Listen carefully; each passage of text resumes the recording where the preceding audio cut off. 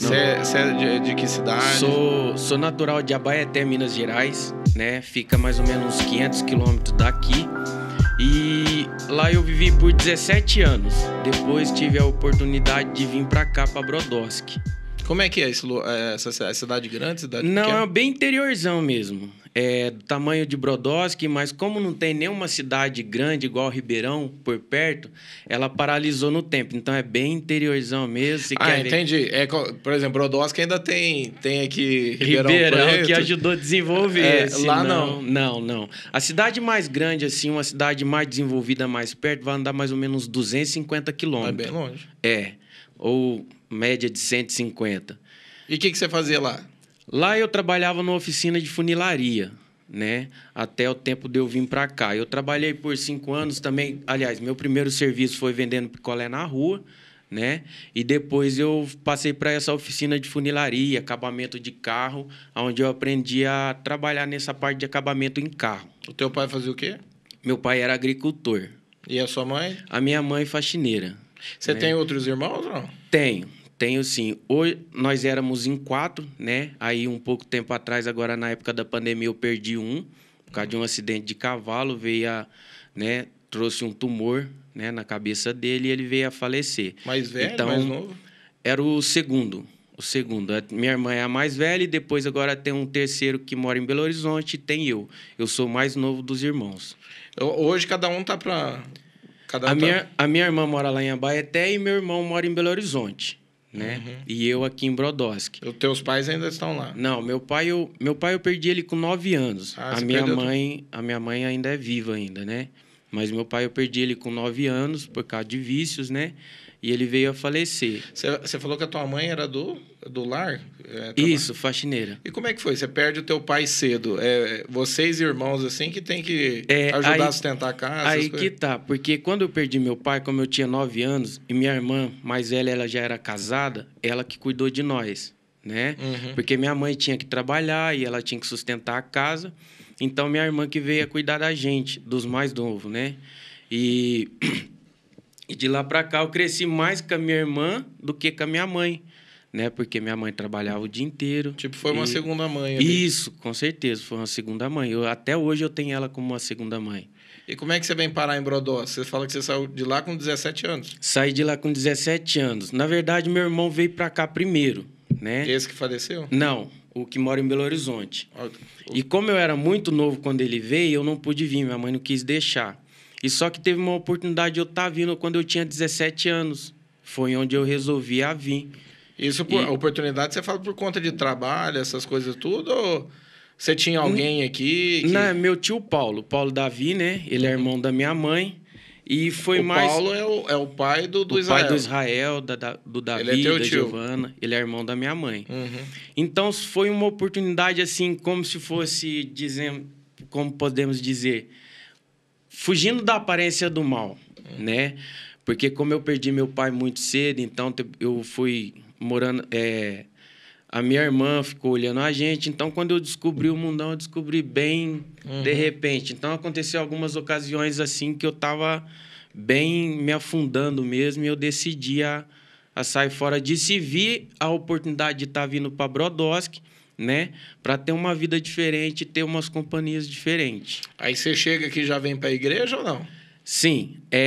Na verdade, eu cheguei aqui numa sexta-feira de janeiro de 2004. Cheguei numa sexta-feira, meu tio me trouxe no domingo, eu já me converti. Só que a palavra já foi ministrada na minha vida quando eu trabalhava nessa oficina, né? Eu vendia picolé e o pessoal, eu fui na oficina vender picolé e o cara perguntou se eu queria aprender uma profissão.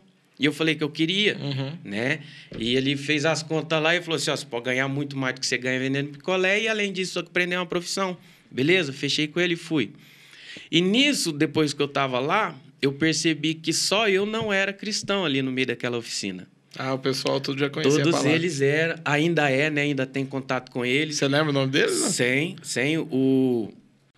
O principal deles nós chamávamos de Dedéu, né? Mas o nome dele é Marinaldo. Hoje ele é pastor da Assembleia em Divinópolis, né? E nisso ele foi ministrando a palavra em mim. Várias vezes, assim, no meio do serviço, ele tirava eu do serviço para falar da palavra para mim, né? E eu nunca fui na igreja lá, né? Apesar dele me convidar, eu nunca fui, mas fui aceitando a palavra. Ele foi ministrando, foi te preparando para você vir para Brodowski. Sim. Aí aconteceu uma situação assim na minha vida assim que eu vi a oportunidade de estar vindo para Brodowski, né? E foi onde eu vim para casa do meu tio e ele me convidou para vir. E quando eu vim, antes de eu vir, ele explicou para mim a oração de aceitar Jesus, né? E eu vim meio bem coração fechado mesmo, né? Só que quando eu entrei na igreja, a hora que eu entrei para dentro, foi como se fosse um lugar que eu já tivesse frequentado antes, né? Foi mais uma volta do que uma visita. Uhum. Então, foi uma alegria muito grande assim no meu coração. E eu tive plena convicção que ali era o meu lugar, né? E eu entendi, depois que eu me converti, eu entendi que aquela semente, ela floresceu aqui. Entendi. Foi isso. O Espírito Santo já foi preparando o terreno. Isso. Através desses irmãos lá. É. E quando você chega aqui, você já tem esse encontro de... Foi muito automático. De repente, se você chega aqui antes, você ia resistir para poder vir na igreja, para poder... Com certeza. Assim como eu resisti o convite, né? Porque como eu não entendia, não tinha esses princípios, eu fiquei meio assim de estar vindo, né? Mas eu vim pelo convite do meu tio. Não, vou lá uma vez, vejo como foi. Porque ele não forçou a nada. Ele explicou, se você quiser, né? Ele me deixou bem espontâneo em todas as situações. Mas eu resolvi vir até hoje. E você teve aquele primeiro contato, aquela primeira experiência com Deus que te marcou? Cara, minha primeira experiência com Deus, assim, visivelmente, foi quando eu trabalhei... Meu primeiro encontro, né, que eu trabalhei... Não foi nem passando, foi trabalhando. Isso, foi trabalhando.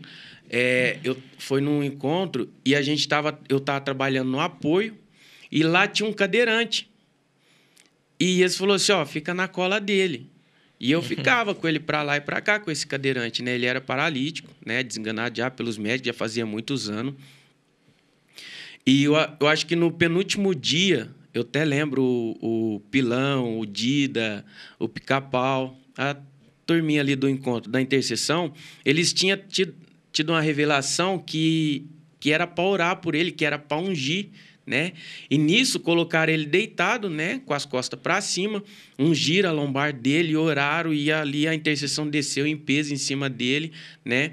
E falou assim que era para colocar ele de pé e ali eu ajudei ele a ficar de pé e eles falou assim, não, é para soltar ele, que é para ele ficar de pé sozinho e ali ele ficou de pé sozinho e o resto do encontro ele terminou sem a cadeira de roda. Olha, ele voltou a andar, Mas era alguma condição de tipo, era alguma doença, uma enfermidade que deu na coluna dele? Já andava?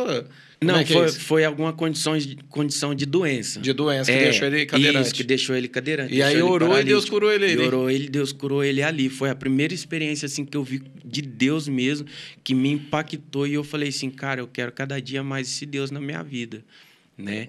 E foi onde eu fui entrando cada dia mais na presença de Deus, procurando mais as coisas de Deus. E eu queria aquele milagre, né? Não só aquele milagre, mas aquele agir, né? Daquele milagre na minha vida.